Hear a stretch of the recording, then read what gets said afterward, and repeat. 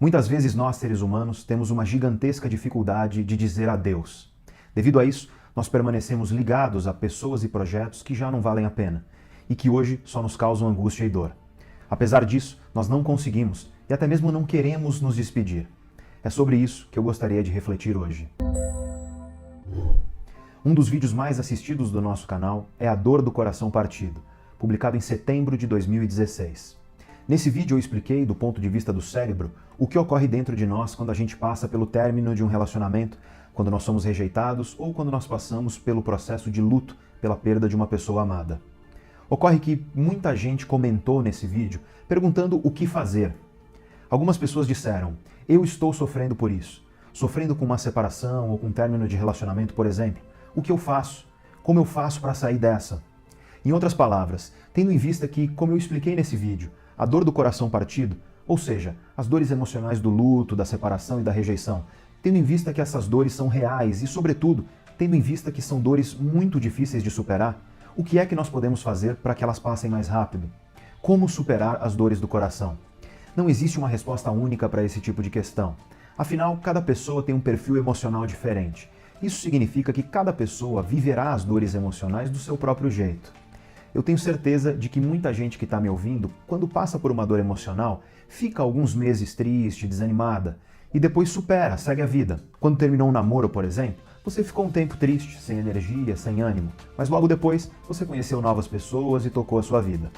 Mas eu também tenho certeza que alguns de vocês não conseguem superar essas dores com tanta facilidade. Alguns de vocês, após uma dor emocional, ficam muito tempo sofrendo, muitos meses e às vezes até anos de angústia. Existem pessoas, inclusive, que nunca conseguem superar totalmente um trauma emocional e seguem pelo resto da vida marcadas pela perda de uma pessoa amada, seja no término de um relacionamento ou pelo processo de luto. Apesar disso, apesar de cada um de nós vivenciar o processo de dor emocional de jeitos muito particulares, existe um certo padrão de comportamento que dificulta muito a superação de uma dor emocional. Tenta imaginar agora um processo de ruptura emocional, de dor afetiva. Os mais óbvios são os que vêm primeiro à nossa cabeça. O término de um namoro, a separação ou divórcio no casamento, o processo de luto pela perda de uma pessoa amada, esses são exemplos que nos vêm mais facilmente à cabeça. Mas há também outros exemplos que não são tão óbvios. A mudança de emprego ou até mesmo uma mudança mais radical de carreira, como quando uma pessoa muda seu campo de atuação por completo no mercado, por exemplo. Esses são exemplos não tão óbvios, mas tão reais quanto os outros. Afinal, são processos de ruptura que frequentemente causam certas dores emocionais. Em todos esses casos, existe um tipo de comportamento que é muito prejudicial. E que comportamento é esse? Para falar desse tipo de comportamento, eu vou continuar usando como exemplo o término de um relacionamento afetivo. Porque, afinal de contas, esse é o tipo de dor emocional mais comum.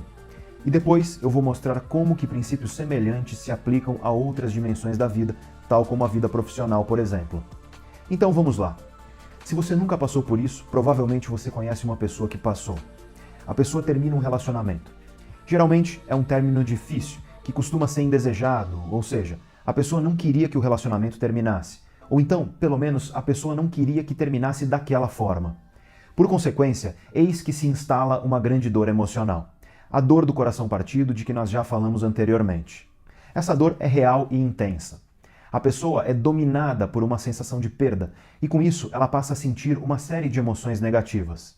A mais óbvia é a tristeza, mas também há uma certa perda de sentido na vida. Parece que as coisas não têm mais propósito. Muitas vezes isso vem acompanhado por uma ausência de vontade, ou seja, uma enorme falta de desejo de fazer as coisas, especialmente coisas novas, mas também as coisas que se gostava de fazer antes do término. Pode também ocorrer aquilo que nós chamamos de anedonia, que é a incapacidade de obter prazer com as coisas. Obviamente, um quadro mais sério e longo disso pode até configurar uma depressão, e nesses casos a pessoa deve procurar a ajuda de um profissional de saúde mental. De qualquer forma, muitas pessoas que passam por esse processo, nos diversos níveis de gravidade em que ele pode ocorrer, muitas pessoas adotam um certo tipo de hábito. Elas criam o costume de acessar a página do Facebook, o Instagram ou as demais redes sociais do ex-namorado ou da ex-namorada, por exemplo. De forma às vezes meticulosa, elas vasculham as postagens, olham fotos e ficam criando histórias na cabeça a respeito do que ele ou ela está fazendo. Será que ela já está com outra pessoa? Quem que é essa menina do lado dele? E por aí vai. Muitas vezes, a pessoa usa amigos em comum como fonte de informação, para saber como o ex ou a ex está, o que ele ou ela anda fazendo, etc. Se você é amigo de uma pessoa assim, ela frequentemente traz à tona, em conversas cotidianas, assuntos que envolvem o ex ou a ex. A pessoa frequentemente rumina emocionalmente o término. Ou seja, ela mastiga pensamentos bons e ruins, de novo e de novo, mirabolando possíveis formas de mostrar para o ex ou para a ex que eu já superei isso, ou então que eu estou melhor agora, ou até confabulando pequenas vinganças pelo que foi sofrido. É muito frequente também que isso tudo aconteça enquanto você mantém contato com essa pessoa que te causou dores e tristezas por conta do término. Alguém que te machucou muito, por exemplo, e que vocês acabaram voltando a se falar, às vezes pela internet ou por mensagem. Em contatos que parecem relativamente casuais e cotidianos, a pessoa parece estar tranquila, mas você, como sofreu e ainda sofre muito com o término, sempre sente uma certa tensão emocional, algo de mal resolvido entre vocês. Apesar disso, você continua com esses contatos e com o hábito de pesquisar como está a vida da pessoa. E aí, quando alguém te critica, você geralmente diz que não tem nada a ver, que você já superou, por exemplo. Mas no fundo, se você examinar a sua própria vida, você é capaz de perceber que aquilo está te fazendo mal. Às vezes um pouco e às vezes muito. Pois bem, vamos então falar do cérebro. Como eu disse no vídeo A Dor do Coração Partido, cujo link eu vou colocar na descrição ao final desse vídeo, eu apresentei o que acontece com o cérebro quando você passa por um término de relacionamento romântico doloroso. Mas eu quero voltar a esse tema. Se a pessoa está passando por essa dor, o que acontece com o cérebro dela se ela olhar para fotos do ex ou da ex? O que acontece se a pessoa pensa sobre a relação que terminou? Um estudo publicado em 2010 na revista científica Journal of Neurophysiology analisou a atividade cerebral de participantes que passaram por uma rejeição amorosa, mas que diziam ainda estar apaixonados pela pessoa responsável pela rejeição. Essa atividade cerebral foi analisada enquanto os participantes olhavam fotos das pessoas que os rejeitaram. Os resultados mostraram que, apesar dos participantes estarem passando por um momento muito difícil e triste, um momento negativo segundo eles mesmos, ao olhar as fotos, houve uma maior atividade cerebral com significância estatística em estruturas associadas à recompensa, ou seja, à motivação e ao prazer, e também em áreas cerebrais associadas à fissura, ou seja, o intenso e incontrolável desejo tipicamente encontrado em vício de drogas, tais como a cocaína. Nas palavras dos autores do estudo, a ativação de áreas cerebrais envolvidas no vício em cocaína pode explicar os comportamentos obsessivos associados com a rejeição no amor. Um outro estudo, publicado em 2004 na revista American Journal of Psychiatry, analisou a atividade cerebral de mulheres que haviam terminado um relacionamento há menos de 4 meses. Essa atividade cerebral foi analisada enquanto as participantes pensavam no ex-parceiro. Os resultados mostraram uma atividade cerebral semelhante àquela tipicamente encontrada em estudos que investigaram momentos de grande tristeza. Esses resultados nos permitem refletir a respeito de algumas questões muito importantes. A primeira delas é a forma como nós tratamos nossos amigos e familiares que estão passando por uma dor emocional. É comum você reagir a um amigo ou amiga que está passando por um término de relacionamento com frases do tipo "deixa disso", "sai dessa", "tenta não pensar nisso". Perceba que dizer para a pessoa "deixa disso" ou "sai dessa" é um conselho péssimo, além de simplesmente inútil. Afinal, se a pessoa pudesse sair dessa, se isso estivesse em seu pleno controle, ela olharia para você e responderia "nossa, muito obrigado, pronto, saí dessa. Sem o seu conselho eu não sei o que eu ia fazer da minha vida". E é óbvio que isso não acontece. Afinal, a pessoa quer muito sair daquela situação, mas ela não consegue. Quanto a dizer "tenta não pensar nisso", em nosso vídeo chamado O Demônio da Perversidade, eu expliquei detalhadamente por que a tentativa de parar de pensar em algo é impossível, por que ela nunca dá certo. Eu vou colocar o link para esse vídeo também na descrição. A melhor coisa que você faz por uma pessoa que está passando por isso é dar a sua mão e o seu ombro, é estar disponível e dando apoio emocional. Afinal, como nós vimos, o cérebro da pessoa está de fato alterado. Essa é a razão pela qual ela manifesta essas emoções, sentimentos e comportamentos. E uma segunda reflexão que nós podemos fazer a respeito disso tudo é em relação àquilo que eu falei inicialmente. Se você tem o hábito de fuçar o Facebook ou o Instagram de uma pessoa com a qual você tinha um relacionamento que acabou e você sofreu muito com isso, e talvez até continue sofrendo.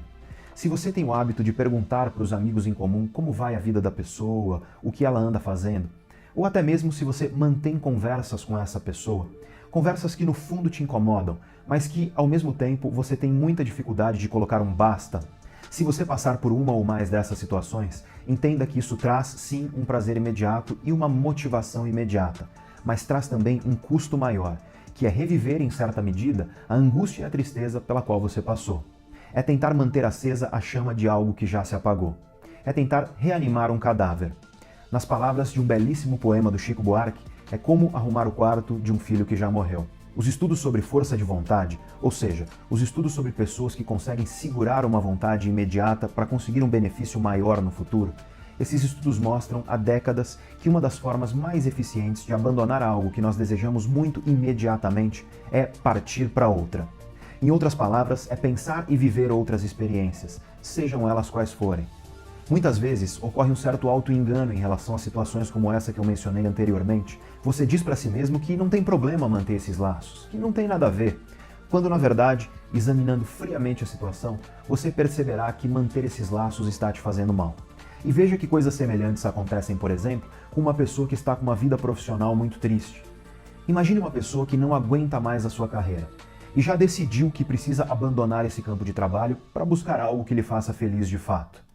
Apesar disso, a pessoa inventa desculpas e diz coisas como um dia eu saio dessa, que tudo aquilo é temporário, por exemplo. O medo de dizer adeus é totalmente compreensível. Dizer adeus a uma carreira é muito difícil. O medo e a insegurança podem ser sufocantes. Dizer adeus a um amor é uma das maiores angústias pelas quais nós podemos passar. Aqueles que já passaram por isso sabem do que eu estou falando. No entanto, apesar da dor e da angústia, dizer adeus é importante. Dizer adeus é muitas vezes necessário. E dizer adeus não significa ignorar os fatos, fingir que nada está acontecendo ou que nada aconteceu. Muito pelo contrário. Dizer adeus significa enfrentar, olho no olho, a decisão de parar de investir o nosso precioso tempo e a nossa preciosa energia naquilo que já não vale mais a pena. Se for uma pessoa, é olhar nos olhos dessa pessoa e explicar que você está partindo para outra. E não procurá-la mais. E não aceitar pequenos contatos cotidianos que, no fim das contas, só te mantém preso a algo que já não existe. É olhar no espelho e verdadeiramente admitir para si próprio que não existem certezas na vida. A única certeza é a morte. E cada dia que você passa gastando sua energia com pessoas e projetos que não valem a pena, é um dia a menos que você poderia estar investindo em ser maior e mais feliz. Então, siga em frente. Sem olhar para trás com dúvidas. Siga em frente, às vezes com dor, às vezes com um gigantesco aperto no coração. Mas apesar disso, você segue em frente motivado, porque você sabe que tudo que poderia acontecer, de bom ou de ruim com aquela pessoa ou aquele projeto, já aconteceu. E que agora você pode dar um primeiro passo. Um passo novo, curto, mas firme, rumo a uma nova vida, onde certamente você será capaz de encontrar a felicidade novamente.